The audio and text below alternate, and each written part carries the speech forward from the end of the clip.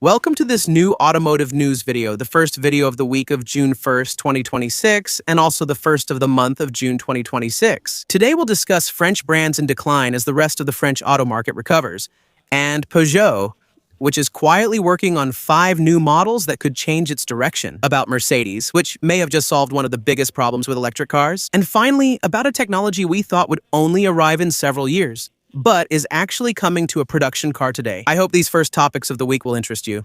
If that's the case, as usual, I'm counting on you to show it by leaving a like on this video, subscribing for the next ones, and boosting this one. If you see the option, using it is the best way to boost my YouTube videos' visibility.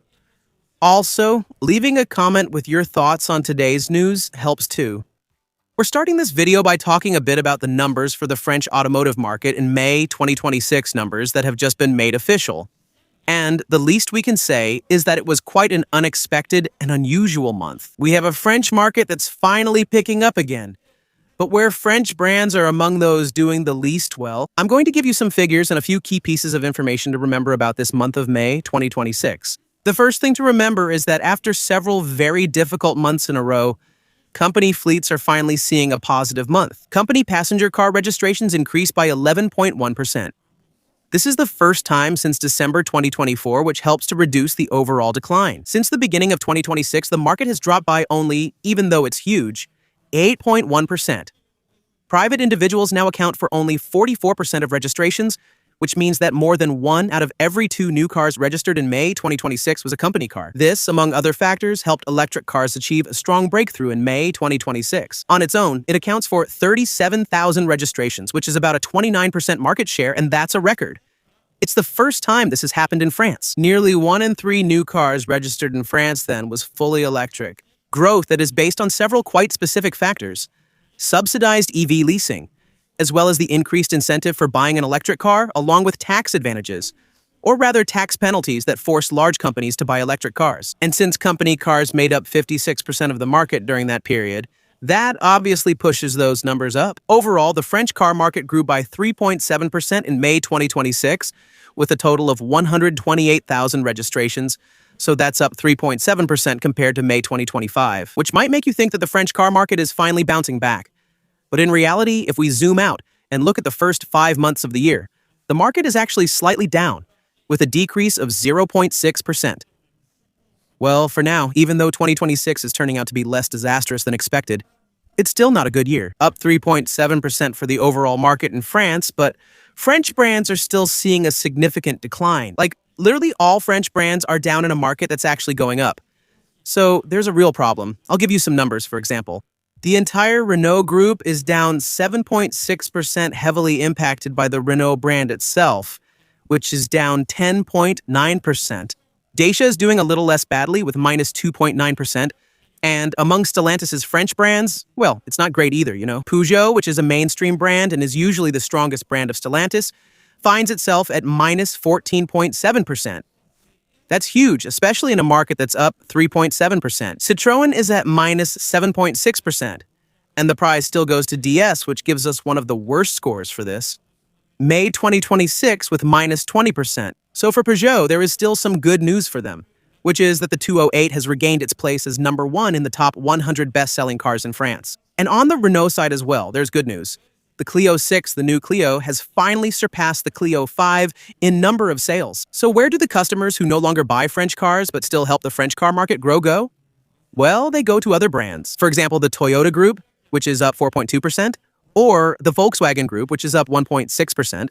And then there are the Chinese brands, which continue to show spectacular growth. XPeng, for example, is up 167%, and BYD is still up 175%. It is now selling at about the same level as Opel or Hyundai, with around 2,500 registrations for the month. Or on the side of MG, another Chinese brand, which has now risen to the 12th position among the best-selling brands in France. So the French bought more cars, especially the large French companies really boosted the market.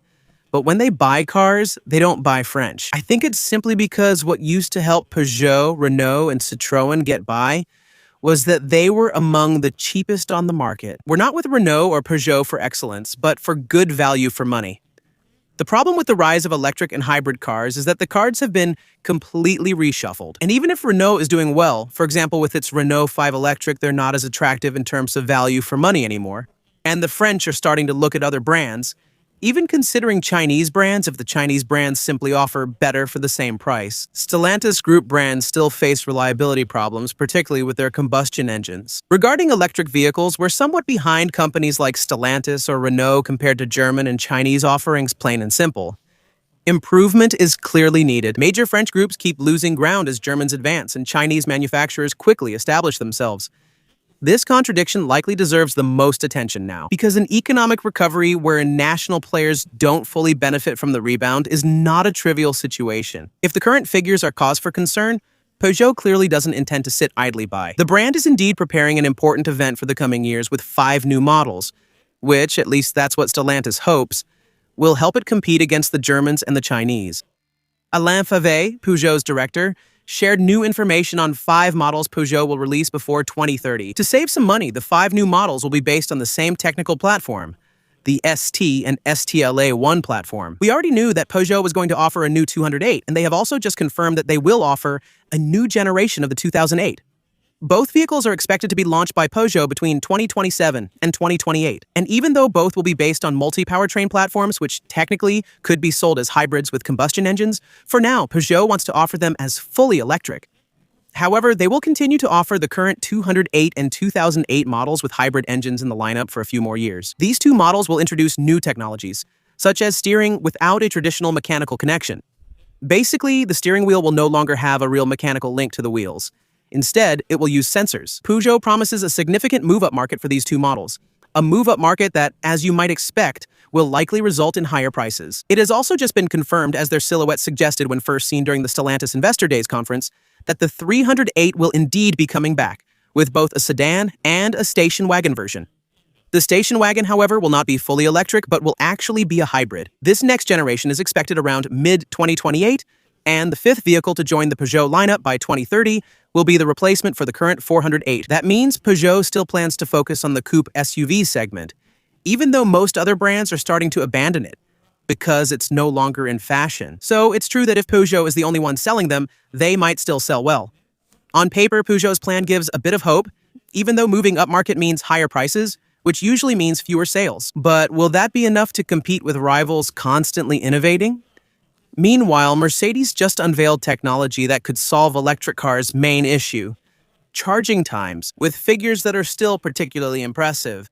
Because yes, and Mercedes has just confirmed it, the new Mercedes-AMG GT will remain a high-end car, costing at least €150,000. It will recharge at 600 kilowatts, not a world record since BYD cars reach 1,000 kilowatts, but it's still a European record. This will allow the huge 106 kilowatt battery to recover about 460 kilometers range in 11 minutes. German engineers completely redesigned the technical system to achieve this performance. The first piece of the puzzle is based on an 800-volt architecture, of course, which has become essential for handling high power. Mercedes has also worked on battery chemistry with NMCA cells, so nickel, manganese, cobalt, and aluminum, to allow much faster energy transfers, and to control the heat, since that's the main challenge. When you charge a battery very quickly, it heats up a lot.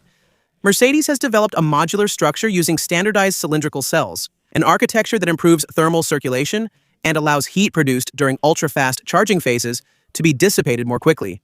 Now, there are still 2 things that are unfortunate. The first is that in Europe, for now, the charging network is absolutely not suited for this kind of car. It's very difficult to find charging stations with more than 350 kilowatts of power. So, in most cases, for now, having 600 kilowatt charging capability is useless. And secondly, it's still a shame to have put such beautiful technology in such an ugly car. Mercedes is a leading European brand in technology, but Chinese brands are advancing quickly with semi-solid batteries. AMG in particular will soon start selling the AMG 4 Urban in Europe. It will be sold in Europe starting at the end of 2026, and it is indeed the first production model with a semi-solid battery. Unlike current batteries that use about 20% liquid electrolyte, this new generation uses only 5%. It is entirely based on a new electrode architecture that integrates a 3D lithium manganese oxide cathode designed to facilitate the flow of lithium ions and improve overall performance. There are many advantages to this because the battery becomes much less sensitive to high temperatures, which requires less cooling and handles repeated fast charging much better. It also maintains its performance much better in winter when temperatures drop significantly,